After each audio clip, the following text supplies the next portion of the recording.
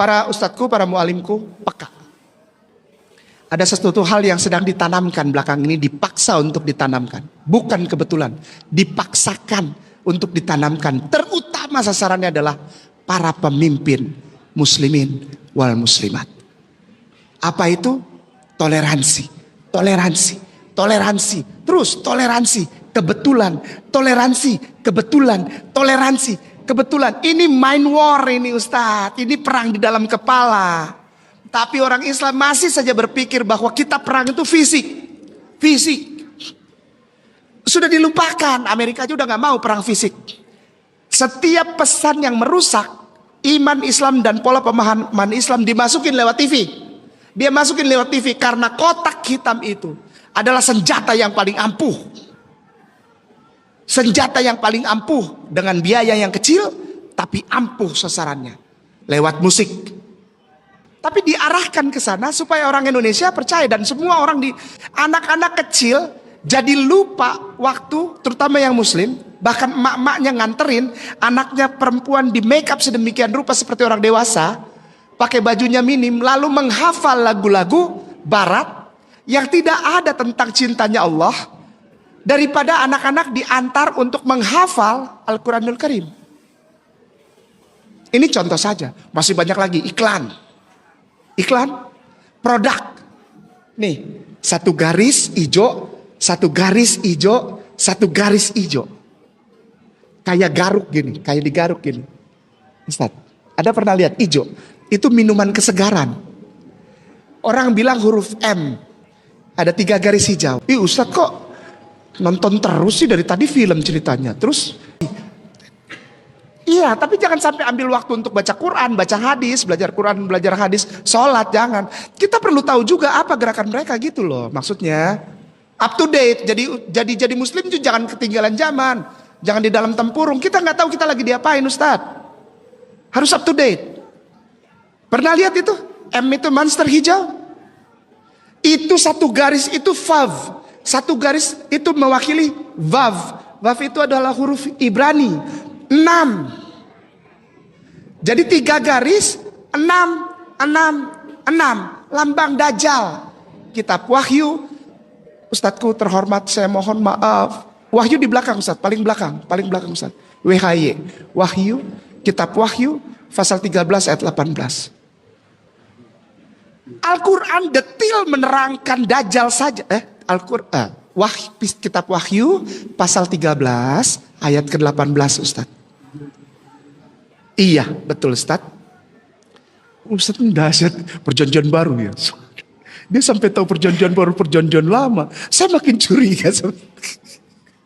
Ini tuan guruku, saya gak, jadi kalau ada dia saya gak berani ngomong sih, iya benar. Soalnya kartunya udah ketahuan semua sama beliau. Allahu Akbar. Ya, sudah? Sudah ada. Pasal 13 ayat 18. Kitab Wahyu pasal 13 ayat yang ke-18. Ustaz sudah dapat itu? Iya, baik. Boleh dibacakan.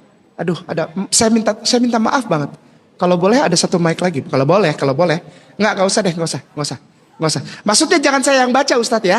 Nanti kalau saya yang baca takutnya saya dibilang mengada-adakan gitu ya. Jadi biar jelas. Ya, siap Ustadz. Ayat 18. Ada di sana disebutkan angka 666 Ustadz? Yang penting di sini adalah hikmat. Barang siapa yang bijaksana, baiklah yang menghitung binatang ya. Karena bilangan itu adalah bilangan seorang manusia dan bilangannya adalah 666. Saya bukan memakai Alkitab sebagai pegangan saya untuk melihat. Enggak, Al-Quran lebih detail tentang itu. Al-Quran lebih detail. Hati-hati, matanya bukan di tengah satu, tapi picak sebelah. Ini sedang digeser sekarang Ustaz. Ada usaha mind war. Ada usaha menggeser pemahaman Islam yang benar. Yang pasti. Bismillahirrahmanirrahim. Zalikal kitabul la raiba fihi hudal lil muttaqin. Itu mau digeser. Tidak ada keraguan pada ayat Quran. Ini mau digeser apa? Di Rusia ada bayi. Astagfirullahaladzim. Di Rusia bayi lahir. Matanya di tengah satu. Lalu Dajjal itu mata. Setiap gambar tentang Dajjal pasti matanya di tengah satu. Seperti raksasa. Gigantikal. Padahal bukan itu yang digambarkan oleh Al-Quranul Karim. Tapi mau digeser ya. Ada yang di sini satu. Matanya, itu Dajjal. Jadi matanya satu, matanya satu, matanya satu. Memang satu matanya. Tapi bukan bentuknya satu. Dia dua, cuman yang satu picak. Dan ini dibilang kebetulan. Ini kebetulan aja sama. Tidak. Ini rancang bangun, grand design. Yang dipersiapkan untuk meminggirkan satu-satu poin penting dari pemahaman Islam yang rahmatan lil alamin. Digeser, anak-anak mulai digeser pemahamannya. Bahasa Inggris lebih bagus. Kalau ada sekolah yang berbahasa Inggris, bangga mami papinya bawa anaknya ke situ. Every single day they talking only in English in their daily activities. Lalu maminya bilang, siapa misalnya namanya? Rudy. Your father is going to somewhere, just ask your father. Lalu anak dengan bangga di depan orang-orang, Daddy, Mommy, could you give me something, please, I want to talk to you. Dan dia bangga. Dan tetangga-tetangga mulai lihat, ini yang benar. Ini digeser. Bahasa Arab. Kalau mau ekstrim sekalian, bahasa Hebrew, Ibrani. Atau beda very Ibrit, Mashalom kha.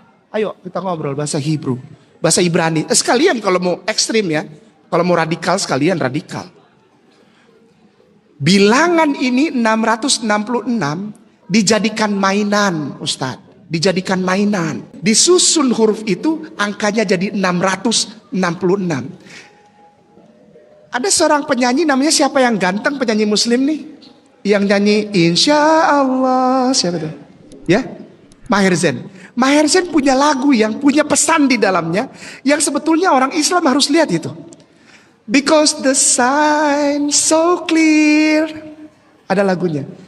Karena tandanya sudah jelas. Tanda-tanda Dajjal itu sudah jelas. Tapi bahkan orang muslim gak sadar. Celana Levi's, celana jeans. Orang muslim yang kaya berusaha beli yang original aja. Levi's itu anaknya Nabi Yakub alaihissalam. Dan dia sekarang itu termasuk suku-sukunya, keturunan Lewi. Itu anak pertama namanya Ruben. Anak Nabi Yakub alaihissalam nih. Nabi Yakub. Yang paling tua namanya Ruben. Simon, orang kita bilang Simon. Lewi. Isakar, Yehuda. Nenek moyang orang Yahudi. Gad, Naftali, Asher, Dan, Zebulon. Nomor 11 Nabi yang ganteng, Yusuf. Nomor 12 Bene Amen. Bene anak laki-laki, Amen ditutup. Benyamin penutup, anak laki-laki terakhir, anak laki-laki bungsu. Kalau Nabi Yusuf katanya pangais bungsu, kata orang Sunda, pangais bungsu. Nah, Ruben, Simon, Levi itu sering kita lihat padahal di celana jeans itu. Yang asli ya, maka itu lebih baik pakai yang KW aja lah. Jangan malu pakai yang KW. Kenapa? Karena jika kita beli yang original, baik kemeja, baju, kaos, atau sepatu, atau jeans, atau tas yang ada tulisan Levi, S, Anda sedang menyumbang 10 sen per dolar, 10 sen. Dari harga produk tersebut dikirim ke sana, ke tanah Palestina, dipakai oleh tentara Zionis buat tembakin saudara antum di Gaza. Ini fitnah? Enggak fitnah. Orang saya pernah di sana. Betul ya Ustaz ya? Oh sudah pernah lihat itu? Sudah baca Ustaz? Alhamdulillah. Tapi masih banyak Ustaz, apalagi muslimin kaya di Jakarta yang maunya beli barang-barang asli, produk-produk, salah satunya Levi's. Levi, S. Orang Levi yang tinggal di Austria, S-nya itu lambang dari Strauss. Levi Strauss.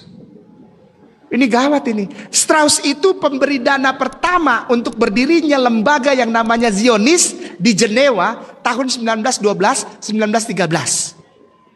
Strauss. Berdiri pertama Zionis. Lalu dengan lantangnya mereka berani bilang, ini pembelokan juga, ini bukan kebetulan, ini qadarullah. Dibolokin sama dia, dibelokin. Bahwa orang-orang Israel itu adanya di luar tanah Palestina. Dia balik tahun 1942 sampai 45 karena takut sama Hitler. Dibunuhin orang Yahudi. Ya, sampai Hitler bilang, aku sebetulnya bisa membunuh semua orang Yahudi. Tapi aku tinggalkan sedikit supaya kamu rasa bagaimana kejahatan Yahudi. Itu kata-kata Hitler. Ya. Ich bin der Yeshu apa dalam bahasa Jerman itu dia bilang pokoknya gitulah. Aku sebetulnya bisa bantai semua orang Yahudi bisa, tapi aku sisain katanya. Aku sisain sedikit supaya warga dunia tahu bagaimana nih jahatnya nih orang Yahudi. Bapak pernah baca itu? Itu kata-kata Hitler itu. Sebelum dia ditemukan mati bunuh diri di bawah di bunkernya itu di rumahnya. Ini Yahudi bahaya Ustaz. Bahaya. Yahudi yang mana? Yahudi yang Zion, yang Zionis. Dia gak peduli masalah agama. Mau Islam, mau Kristen, sesama Yahudi di Golan itu ditembakin sama mereka, ditembakin lalu diambil tanahnya. Dibangun itu flat itu. Lalu orang mulai tanya, itu kan saudaramu. Tuhan bisa memilih katanya. Nanti kalau mati nyawanya bisa dipilih sama Tuhan sendiri katanya. Biar Tuhan yang pilih, kita tembak aja di sini kita matiin, Tuhan bisa memilih yang mana yang masuk surga, yang mana masuk neraka. Kacau ini orang. Dia hajar semua, dia nggak peduli. Ustadz, saya punya guru namanya Rabbi Tobia, Rabuni, Tuan Guru Tobia. Dia bilang begini sama saya. Kita ada percakapan tentang Islam, tentang teologi Kristen, tentang agama Yahudi. Di penutup ini dia cerita begini. Ini saya mau cerita bahwa ada informasi yang saya dapat langsung dari Rabbi, dari Rabuni, dari guru Yahudi. Dia bilang begini, Malay, dia panggil saya Malay, artinya Melayu. Hei Melayu, aku mau bilang sama kamu begini. Aku mau kasih tahu satu ciri saja dari orang Zionis, Yahudi. Zionis artinya yang lebih parah dari orang Yahudi, jahat. Orang Yahudi itu, Zionis itu tidak cuman yang tinggal di Palestina, tidak. Tapi di seluruh bumi. Apalagi dia mau ngomong apa ini? Iya. Zionis Yahudi itu bukan harus orang yang ada di Palestina atau orang yang bilang dirinya Jewish atau Yahudi. Lihat saja orang itu. Dari berbagai bangsa, dari berbagai budaya, dari berbagai latar belakang ekonomi dan sosial. Lihat saja satu hal. Satu ciri saja, apa? Dia percaya Islam, tapi dia zolim sama Islam. Ini bukan saya ngomong, orang di sana langsung. Gampang saja katanya, terus dia pergi. Rabuni, nah, dia pergi. Ini guru preman juga. Tapi beberapa kali dia sempat masuk Indonesia. Untuk kasih bantuan itu. Dan alhamdulillah saya waktu pas tahun 2013, 2012 itu saya dikasih tahu sama salah seorang teman di Kelapa Gading di Jakarta. Kau punya guru lagi ada di Jakarta, dia dari Manila. Saya langsung itu, saya dari Bogor naik motor itu. Dan saya datang ke gereja itu karena lagi ada acara di gereja, kasih bantuan apa makanan, obat-obatan atau baju gitu kan. Beras satu karung dikasih buat rakyat di Kelapa Gading yang habis kebanjiran waktu itu. Rakyat di luar kompleks Kelapa Gading. Datang lihat, si bule ganteng ada di sini. Saya datang, saya pakai kopiah putih, Ustaz. Pakai baju gamis, naik motor itu. Jaket saya buka. Lihat gini, saya lihat mukanya. Terus dia gini, my student, katanya saat. Lalu saya peluk dia, saya cium jidatnya. Dan orang-orang bilang, lihat tuh. Ustadz K, cium Yahudi. Dia bersahabat sama Yahudi. Pada saat saya cium dia itu penghormatan orang di sana, orang Yahudi. Jadi murid kalau ketemu guru cium jidatnya. Ini yang dilakukan Yudas kepada Yesus Kristus, yang lalu ada timbul pemikiran bahwa Yudas disalib. Tidak, Yudas tidak disalib. Yudas bukan pengganti, ada seseorang lain. Toh Al-Quran tidak menyebutkan Yudas disalib. Kembali kepada 666 yang dibaca Ustadz. Ustadz, terima kasih sudah baca itu. Yang pada mulanya adalah hikmat, ya ta? Yang penting di sini hikmat, artinya pengetahuan. Kita membaca, Kita harus menghitung katanya tadi. Ada apa-apa kita hitung.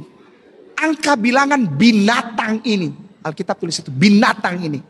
Dan angka binatang ini adalah angka seorang manusia. Betul? Dan bilangannya adalah 666. Ustadz, saya minta tolong, Ustadz. Mari menjadi pembawa kabar. Awareness. Apa? Kepekaan. Kata orang Jerman bilang, Achtung, perhatian. Ini waktunya sudah dekat. Perang bukan lagi fisik. Di Jakarta kemarin 212 dibikin desain gimana supaya orang Islam marah dan terjadi chaos. Benar gak? Tapi tidak, karena itu bukan kebetulan. Itu Allah yang desain. Diperkirakan orang-orang yang 212 kemarin gak mau pulang, sehingga harus dipaksa untuk bubar. Tidak. Habis sholat zuhur, jam 2, mereka jalan pulang dengan bahagia, dengan damai sejahtera. Begitu banyak yang ingin dibelokkan dan dipancing umat Islam untuk fisik. Padahal perang yang sesungguhnya ada di sini. Alkitab adalah bagian, Ustadz, dari cara mereka untuk menyerang. Orang Islam punya daya pikir. Modernisasi, orang Islam diserang daya pikirnya.